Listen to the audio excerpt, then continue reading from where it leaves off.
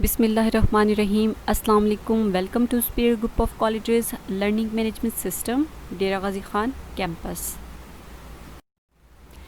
Today we are going to discuss the first year biology chapter number 4. Chapter name is the cell. Topic of our discussion is lysosomes, and lysosome topic is located on textbook at page number 56 to 57. You can see the diagram of lysosomes. This is a membranous bonded organelle present within the cell. सबसे पहले हम discuss करते हैं कि what are lysosomes, उनका structure कैसे होता है, ये अपना फंक्शन किस तरह से परफॉर्म करते हैं, इनको डिस्कवर किसने किया था. Firstly discovery.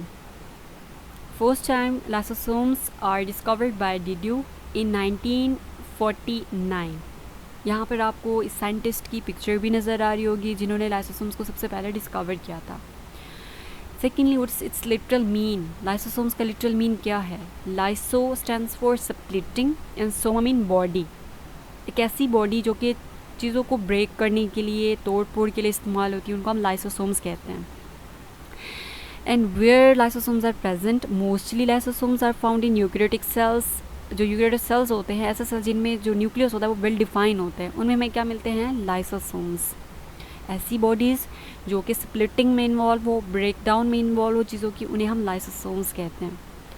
यहाँ पे आपको डायग्राम भी नज़र आ रही होगी कि within a cell membranous body छोटी छोटी ऑर्गेनेलीज होती हैं जो कि स्प्लिटिंग में इन्वॉल्व होती हैं या फिर ब्रेक डाउन में इन्वॉल्व होती हैं, और उनके अंदर एंजाइम्स होते हैं जो कि स्प्लिटिंग में इन्वॉल्व होते हैं.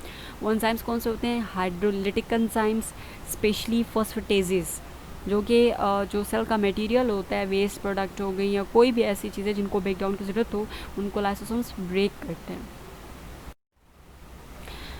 Next, what is the structure of lysosomes. Lysosomes is a single membranes bonded structure. एक ऐसा स्ट्रक्चर है, एक ऐसी ऑर्गेनेली है जो सेल के अंदर मौजूद होती है और वो सिंगल जो है मेम्ब्रेनस बॉन्डेड होती है, और इसके अंदर हाइड्रोलिटिक एंजाइम्स होते हैं जो कि इन्वॉल्व होते हैं डाइजेशन में. अब हम बात करते हैं काइंड्स की. लाइसोसोम्स की मेजर 2 टाइप्स होती हैं. पहले नंबर पे जिसे हम कहते हैं प्राइमरी लाइसोसोम्स, और दूसरे नंबर पे सेकेंडरी लाइसोसोम्स. ऐसे लाइसोसोम्स जो कि अभी अभी बन के आ रहे होते हैं. आपको पता है लाइसोसोम्स कौन बनाता है, गोल्जी बॉडीज़. गोल्जी बॉडीज़ से जो रिमूव होती हैं, जो बरीड ऑफ होती है वेजिकल्स, उनको हम लाइसोसोम्स कहते हैं.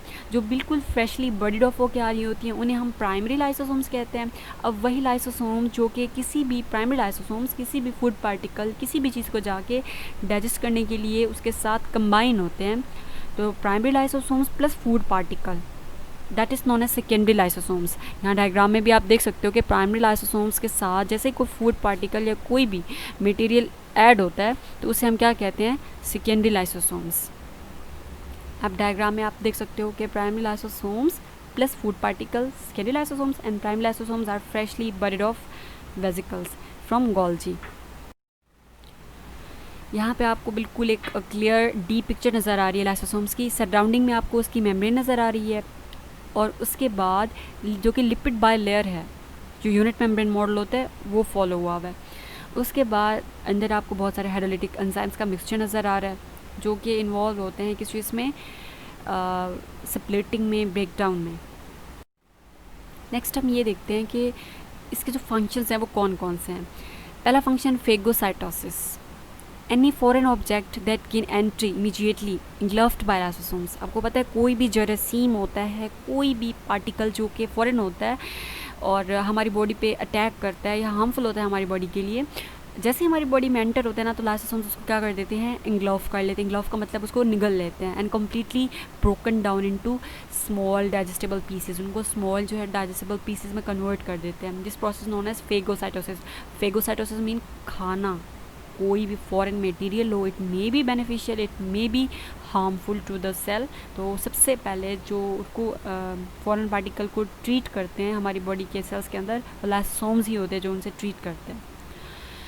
सेकेंड नंबर पे enzymes also results in degeneration of cells as may occurring some developing process. आपको पता है हमारी बॉडी के अंदर बहुत सारे ऐसे प्रोसेसेस हो रहे होते हैं जो कि हमें कभी कभी with in developmental stages required होते हैं, बट उसके बाद जो है उसकी रिक्वायरमेंट नहीं होती. जैसे फीटस के हैंड्स में वेब्स होते हैं। जब वो फीटस होता है अपनी माँ के पेट के अंदर होता है तो उसके हैंड्स की फिंगर्स जो डिजिट्स होते हैं उनके दरमियान वेब्स होते हैं, जो कि पैदाइश के बाद वेब्स नहीं होते। तो वो वेब्स कौन ख़त्म करता है? लाइसोसोम्स। अब एक जो मेंढक होती है, मेंढक का जो उसको क्या कहते हैं, टेडपोल लार्वा होता है। टेडपोल लार्वा की टेल होती है, जब वो बिल्कुल एडल्ट में चेंज होता है तो उसकी टेल गायब हो जाती है। वो टेल कौन गायब करता है? लाइसोसोम्स। तो जो डेवलपमेंटल प्रोसेसेस हो रही होती हैं एट दैट टाइम, जो चेंजेस आनी होती है, जो डिजेनरेशन करनी होती है, किसी भी सेल्स के या ऑर्गन्स को, पार्ट्स को गायब करना होता है, कौन गायब करता है? Lysosomes. Third, release enzymes for extra cellular digestion. अब जो सेल्स के बाहर भी डाइजेशन होती है वो भी, उसमें भी कौन इन्वॉल्व होता है? लाइसोसोम्स। यहाँ पे आप देख सकते हो लाइसोसोम्स की बहुत सारे फंक्शंस यहाँ पर आपकी बुक में कुछ मैंशनड है, बट यहाँ आपको साइकिल में बहुत सारे नज़र आ रहे होंगे। Cholesterol transport, detoxification, cell adhesion, cell migration, tumour invasion, plasma membrane repair, apoptotic cell death, metabolic signalling, gene regulation, degradation, microbial killing, antigen presence या presentation, cytotoxin killing, cholesterol transport, ये पॉइजनिंग एंड मोटिलिटी, ये सारे जो functions हैं ये किसके हैं? Lysosomes के। नेक्स्ट हम ये देखते हैं कि क्या लाइसोसोम्स अगर सेल में ना हो तो उससे कोई बीमारी हो सकती है, अगर हो सकती है तो कौन सी, या अगर इसकी ज़्यादती हो जाती है तब कौन सी बीमारी होती है? इनको हम कहते हैं congenital disease caused due to absence of lysosomes. पहले नंबर पे होती है स्टोरेज डिजीज़, दूसरे नंबर पे that is glycogenosis type 2 disease, और थर्ड जो डिजीज़ है that is Tay Sachs disease. 3 disease आपकी बुक में मैंशनड है, storage disease, glycogenosis type 2 disease and Tay Sachs disease. पहले हम बात करते हैं कि स्टोरेज डिजीज़ क्या है।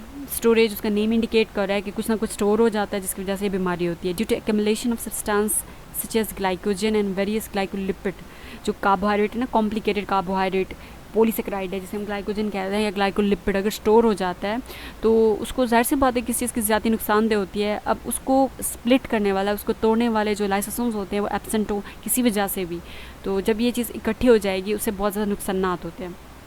और इस कंडीशन को, जब ये सारी चीज़ स्टोर हो जाती है तो उस कंडीशन को हम स्टोरेज डिजीज़ कहते हैं। It is also known as storage disease product due to mutation. अब कोई म्यूटेशन की वजह से, मतलब ऐसी जीन्स हमारी बॉडी में जो कि क्या बना रही होती है? लाइसोसोम्स, अगर वो एब्सेंट हो जाए और जो ग्लाइकोजन है उसको कोई तोड़ ही ना सके, ग्लाइकोलिपिड को कोई चीज़ तोड़ ही ना सके, क्योंकि लाइसोसोम्स तो एब्सेंट है, क्योंकि उसकी जीन क्या हो चुकी है? म्यूटेंट हो चुकी है, म्यूटेशन उसमें आ चुकी है, तो उसकी वजह से ये फिर स्टोर होता जाता है ग्लाइकोजन एंड ग्लाइकोलिपिड और बीमारी हो जाती है स्टोरेज डिजीज़। यहाँ पे आप देख सकते हो कि नॉर्मल सेल में और एक डिजीज्ड सेल में किस तरह से आपको स्ट्रक्चर नज़र आ रहा है। यहाँ पे नॉर्मल कंडीशन मौजूद है, ब्रेक डाउन हो रही है, यहाँ पे जो है वो मौजूद नहीं है, जिसकी वजह से वो सेल्स बढ़ते जा रहे हैं, उनकी ब्रेक डाउन ही नहीं हो रही, ग्लाइकोजन इंक्रीज़ होती जा रही है उसकी अमाउंट, जिसकी वजह से हम जो स्टोरेज डिजीज़ है वो हो रही है। Next second disease that is glycogenosis type 2।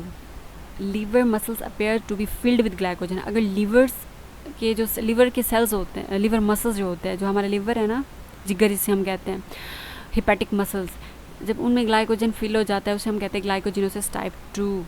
Enzymes that degrade the glycogen into glucose that is absent. ज़ाहिर सी बात है ये कॉम्प्लिकेटेड पॉलीसेकेराइड को इसने सिंपल मोनोसेकेराइड ग्लूकोज में चेंज करना होता है।